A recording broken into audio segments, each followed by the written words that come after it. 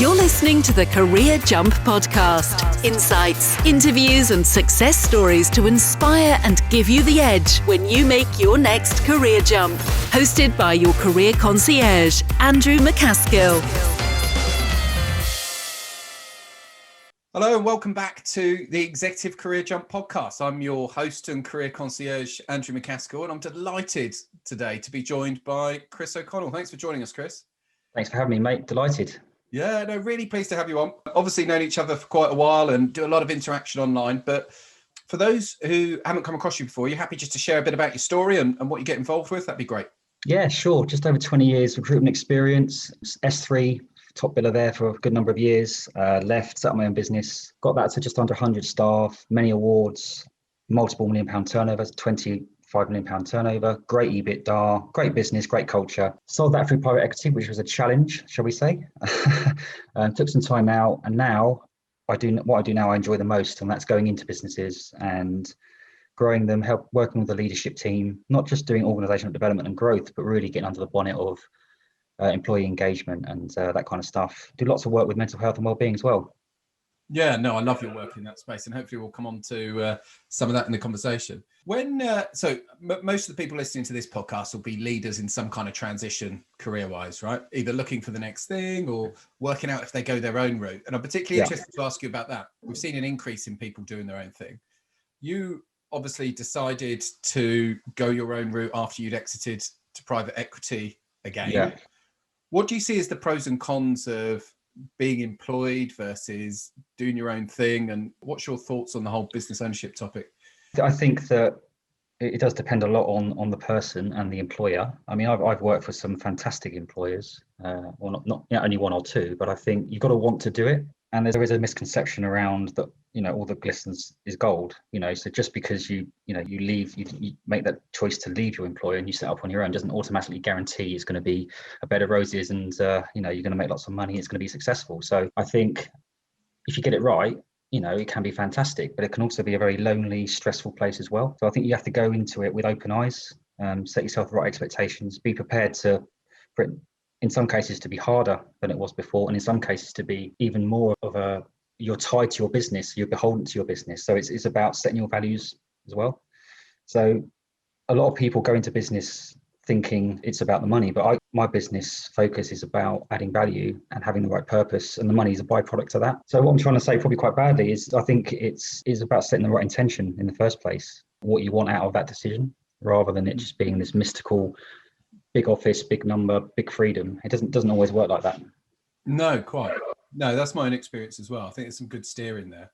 You mentioned purpose in there, and I know you do a lot of work with organizations on purpose. And I think more and more as well, our clients who are in transition are kind of judging where they go next based on the purpose of the organizations that they're meeting and that kind of thing. Tell us a bit more about the importance of purpose within businesses and how you help people in that particular space.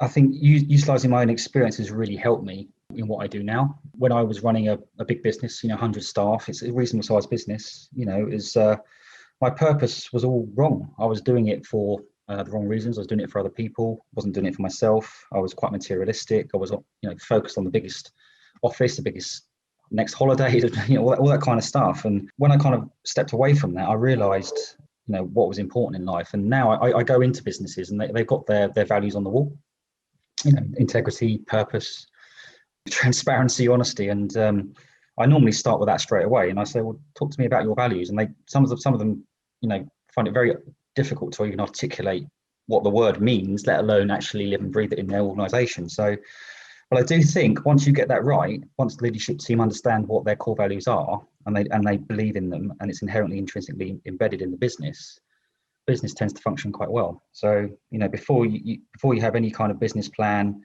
or any sort of operational efficiencies in place, and you can have all the branding, all that kind of stuff, I think people have got to be on the train. They've got to be doing it for the right reasons. And that sounds a bit woo, but in my experience, that's particularly nowadays with what's happening with COVID. I think people's mindset and mind frame and objectives have changed. It's not necessarily a Ferrari and a picket fence. It's more fulfillment, personal development, and sustainability and all that kind of stuff. Yeah, impact, very much so. And candidates and job seekers need to be really questioning in the way that you just did when they're meeting people before they work for them, whether those values stand for something, right? How they play out in how decisions are made and this sort of stuff. Because most people don't tend to ask those questions at interview, do they? When they probably should. Well, I think that's a very good point. I think it should actually be a two-way street. I think that the company should allow or be prepared for the candidate to ask these questions and vice versa. But I think the onus is on both sides of the equation to do that. So the company should be asking the questions of the candidate, and the candidate should be asking the same questions of the business. And that's the only way you can align. And I think, yeah, a lot of businesses they would tend to focus on the skills or the experience, but don't just focus on that. Focus on what the behaviors and attitudes are. You know, things like compassion, empathy, vulnerability, kindness, gratitude.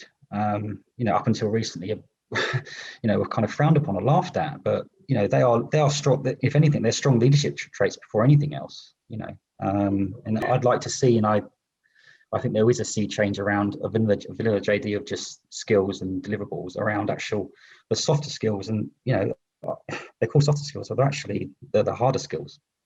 You know, very much so, very, very much so. So you've been, I dread to think how many CVs you've seen in your life, having been in and around the recruitment system for as long as you have. What advice would you have to people who are maybe putting together a CV for, the first time in a long while, or they're trying to present themselves? Yeah. What do you look for? I mean, I've fallen into that trap myself, not particularly with a CV, but maybe with my websites in the past or articulating my services. And what I will say is less is more. And people kind of think that's a bit obscure, but I think, the amount of CVs that are flying around recruiters see or prospective hirers see, it's got to be eye catching. Have an impact statement, a nice sort of paragraph at the start. I'd say you can get away with 2, 3, even 4 pages possibly. And if you feel the need to explain your work, have a supplementary document. But I think clear, concise, the ability to kind of highlight and headline your deliverables, and then in the interview you can elaborate on that. So have the right font, have it formatted, don't have like 65 different logos and colors and boxes and all this kind of stuff. I think look and feel is really, really important, but I think a CV, you can tell a lot about someone's personality with a CV. If it's kind of really heavily detailed, that can be a bit off-putting. On the flip side, I've seen 1 pages with like my name is and then my hobbies are. I think it's about finding the right balance. But I think a healthy balance of clear, concise, formatted CVs with the option of a supplementary document. Yeah. Supplementary documents an interesting thought process. So I've seen interim professionals do that quite effectively. So would you typically see kind of projects and deliverables in that supplementary document? Yeah, I think you're right. I think, it kind of lends itself to that. If you're an interim, you tend to work on 10, 20, 30 different roles, and it's impossible to squeeze all that into one CV. But I think absolutely on the interim side, or even permanent, you might have worked on a very, very specific project or done something very, to turn something around. And that's what employers are looking for, aren't they? The ability to articulate that as well is quite important. And I don't think you can necessarily articulate that in words on a paper sometimes. You put the headline there and then have something in your armory if needed, but don't walk in there with, this is my CV, this is my presentation, with lots of documents. I think, know your audience and play to your strengths and when you need to. But I wouldn't be adverse to a good permanent candidate having a supplementary showcasing document if required. Yeah, I can see that work on. That's a really good suggestion. Thanks. Hey everybody, it's Andrew here. Just wanted to very briefly interrupt this podcast episode to tell you a little bit more about our Career Jump Club. So our Career Jump Club was created to help job seekers understand what they want and how to get it, right? So becoming a club member is a great move if you're looking to get the clarity and confidence in order to secure your next role. With the membership, you get a number of different things. So first thing you get is access to our online platform, which has over 30 videos, 40, 50 different templates, workbooks, and it takes you through everything from sort of understanding what you want to how to position your CV and LinkedIn, how to interview, how to close offers and negotiate better salaries, a full end-to-end job search course effectively for senior leaders. So you get that, you get a fortnightly group coaching call, which is with me and with the other members, where we bounce around best practice, share slide decks, share techniques, and share the latest data on what's working for people. And you get to, most importantly, become part of our closed LinkedIn group and our closed community. And in there is where the magic often happens, because you get people referring each other into opportunity, supporting each other, and just sharing. And that's what it's all about. So if you're financially able and you'd like to invest in your job search, head on over to www.execcareerjump.com, all one word, /club. And you'll find the landing page and come and give it a go. We'll see you in there. Anyway, back to the pod. The other thing we're encouraging a lot of the executive career jump leaders to do is to leverage LinkedIn, unsurprisingly. Yeah. Now, you've really been quite intentional about increasing your own personal brand and have won work via the platform in the last 12 months and everything else. So really keen to get your insights for our listeners around, what you see as the best way to go about that, your key learnings from LinkedIn, that sort of stuff, just that topic. Well, I think, I was a business owner for a number of years. I didn't really see LinkedIn as anything important, valuable at all. I thought it was a decent platform. It was only when I stepped away from that and then had to kind of almost, I use the word again, pivot, that word, kind of pivot my skill set around still being in recruitment, but, becoming a coach and a thought leader and all that kind of stuff. So, and the way I have won, I mean, I've only been back on LinkedIn really. I took 4 or 5 years off it. I've only been back on LinkedIn the last 6 to 9 months. And it's not about sort of vanity numbers, but I think in that sort of 6-month period, I've had nearly sort of 3 million views and, tens of thousands of comments and likes, but it's I class it as a real engagement. So I'm having like conversations with these prospective clients on the post. So the way I've won is I think I've shown up as my true self. So I think I've told my story quite well. I've been very vulnerable. I'm not sort of advocating that you pour your heart out, but I think these days, customers, clients, candidates, whatever your audience is, they want to know you, and it is a human to human thing. So going on the days where companies are just posting about their products or their services or their awards, and I think certainly from my point of view, it's been a transition for me, and I think I've got a reasonable foothold in the market whereby I haven't made one cold call.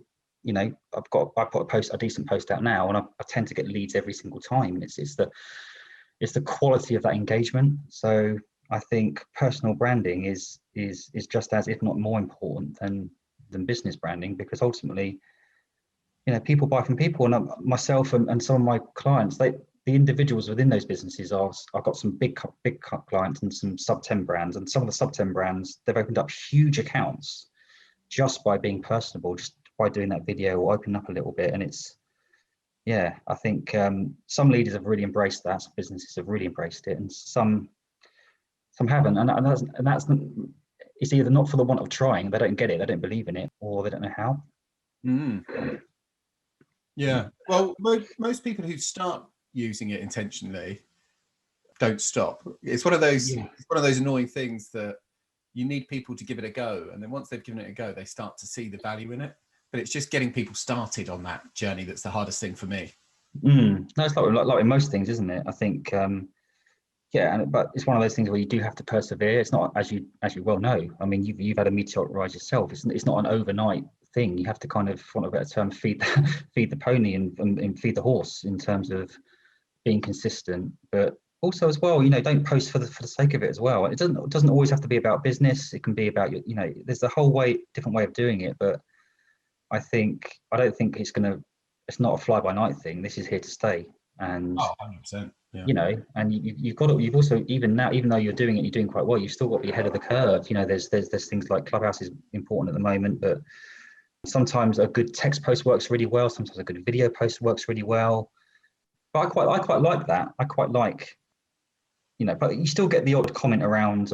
I put a post out a couple of weeks ago about cold calling is dead. I don't mean that in its entirety. It's kind of and there's still sort of a lot of people that would still wake up in the morning, draw up a list of 100 people and literally knock on their door and introduce themselves fresh. And it's changed somewhat now, I think.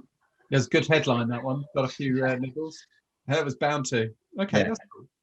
So let's try and use your commercial skills whilst we've got you on the podcast as well, right? So imagine you decided, actually, a couple of years down the line or whatever, and you say, you know what, actually, I really fancy getting a new permanent CEO gig and getting back into that CEO world, right? Yeah.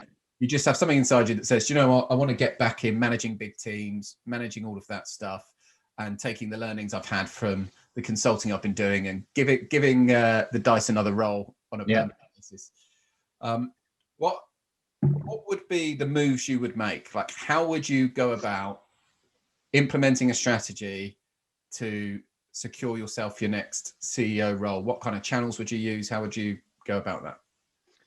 Never thought about that. That's a very, very good question. I think I'd like to think the groundwork that I've done up until that point would enable me to be in a position where I could select a good range of clients that I could approach. I would be as personable as possible. I think certainly LinkedIn is a good way, but I would probably go straight to the owner of the business and talk to him on a human level. You know, understand what they needed. I mean, if you're talking, would I sort of apply to a vacancy or would I proactively put myself out there? I think they're two different things. But I think my general approach would be to be absolutely be myself and be honest about my strengths and my weaknesses, and be proactive as well. I think you have to be proactive, and I think having a strategy is actually really important. But I think the best platform is LinkedIn, I think.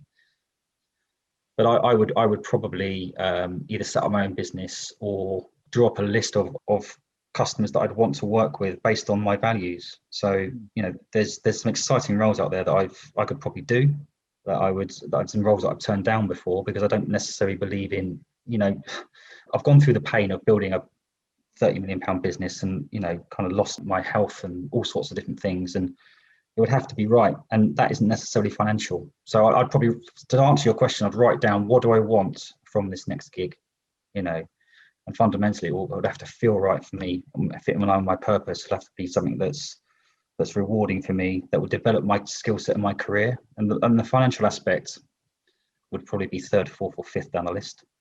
Well, it would come if the alignment was good. The financial aspect would take care of itself. It always does. But yeah, so I like the idea of this proactive outreach to values aligned target employers. Absolutely. I really like that. And if you can articulate very specifically why their values align with your own values and where you've demonstrated those values in the past, I think that'd be really well received versus just your traditional applying for jobs approach. Yeah, no, absolutely. I mean, I'm sure there's lots of jobs we could all do on paper, but until I think the onus is on the candidate not to get bamboozled by the salary or even the brand or even a few kind of exciting responsibilities on the JD. It's getting in bed and interviewing that prospective employer as well, not being afraid to ask the questions and not being afraid to walk away from the values, all that kind of stuff. I think it's vital. I think that there's it's all too easy for the other side of the equation to blame the other side of the equation when things don't go well, but actually if it's not right from the outset, you're both to blame. Yeah, quite right. It's like any other partnership, isn't it? That's a nice way to put it. So any other advice for people on the job market? Anything that springs to mind that you would offer the listeners in terms of some good advice? Yeah, I think we talked about the CV, but I think that the LinkedIn is like an enhanced version of your CV. In fact, it's your website, it's your kind of personal blog, is everything. So I think people underestimate the value of LinkedIn. So, you know, things like having a quality photo that's you're looking at the camera, it helps. You know, having a good banner, having a clear message about what you do. I think LinkedIn is really important, but being consistent in there. If you're uncomfortable at posting too much, at least comment, you know, on other people's posts and show up and be consistent. I think look at the values piece as well, and don't apply for everything. You know, before you even start thinking about what you want to, you know, what jobs you want to do. I think it does go back to that purpose piece and your why and why you're doing it. You know, sometimes it's needs must, isn't it? You've got to pay the bills, but you know, I think sometimes it's best to slow down to speed up and really get your ducks in a row, get your CV sorted out, cherry pick 2 or 3 good quality recruiters. Don't pray and spray your CV to every single recruiter out there. Do your research, and then, you know, kind of be prepared as well. You know, even the interview itself, don't take anything for granted. But I think if you ask me what a good candidate looks like, if they do get in front of me, it's their ability to ask the right questions as well. You can tell a lot from a candidate, you know, not from their answers, but from their questions. Very much so. Very, very much so. Some gold in there. Excellent advice. Thank you very much. I ask everybody who comes on the podcast to share one of their favorite quotes. Have you got a quote that's particularly meaningful for you? Quite a few. I tend to put a couple down every day on LinkedIn, but I think I quite like the short one is slow down to speed up. That's I think something either I made up or I kind of just changed from someone else. And the reason why I say that is that, you know, as leaders, we're spinning plates, we're doing all sorts of stuff with our families, and sometimes, you know, that self-care, slowing down to speed up is really important. But also I quite like the Roosevelt quote, which I think I've mentioned a few times on LinkedIn, around, you know, I prefer to be in the ring fighting my own fight as my true authentic self than being in the cheap seats throwing the stones and criticizing. At least I'm having a go, and you know, there's no such thing as failure, it's learned, isn't it? So it's those two, I think. Brilliant. I love the Roosevelt one. You've shared that a few times on posts, and I always enjoy that. And slow down to speed up's really good, and it's very, very relevant to our audience, because we're seeing a lot of people just bounce into the wrong roles out of a position of anxiety. They just quickly go out to try and get hired. And it's like, well, just breathe. That's it. Go back to exactly what you've just said. Work out what your values are, work out what's important to you, then go to market in a far more intentional way. So that's a tremendous way to finish the episode. I'm really delighted we managed to get you on, and thank you for sharing all your wisdom. Where can people follow you or connect with you? Or if there's business owners that are looking for help on their strategy or their purpose, how can people reach you? Is LinkedIn the best? Or yeah, no, thanks for having me on, mate. I've always admired you, and yeah, really enjoyed that conversation. LinkedIn, I love LinkedIn. I'm quite new to Clubhouse. I'm dabbling with it. I quite like there as well, but I'm building my Insta up slowly, and Facebook's Facebook, isn't it? So I'll start with Insta. Sorry, I'll start with LinkedIn. You can get me on there, basically. Brilliant. Well, make sure you connect with Chris if you're not already. He's putting out some really, really strong content. And yeah, nice to see you. We'll catch up again soon. Cheers. Thank you, buddy. Cheers. Bye. You've been listening to the Career Jump podcast with Andrew McCaskill. For more resources and information, just head over to the Career Jump website at www.execcareerjump.com to supercharge your job search and start making moves. Let's get to work.